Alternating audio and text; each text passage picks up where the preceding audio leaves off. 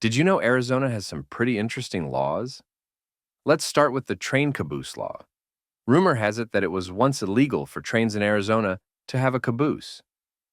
Now, that likely stems from a time when train operations were modernizing, phasing out older practices, but today it just seems like an outdated regulation. Next, in Arizona classrooms, there's a law requiring the U.S. flag and a copy of the Constitution to be displayed. This is all about promoting patriotism, but some might find it a bit excessive, especially with the added requirement that these items must be made in the USA. Now, here's a quirky one.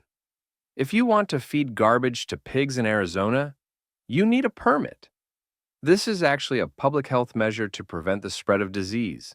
So while it sounds odd, it's a pretty sensible regulation for those in agriculture. Then there's the ongoing debate about marijuana. Arizona once classified marijuana as a felony, which seems pretty outdated today, given the shift towards legalization in many states. It's a law that reflects more conservative drug policies from the past. And lastly, the motorist law holds drivers accountable if they drive around barricades into flooded roads.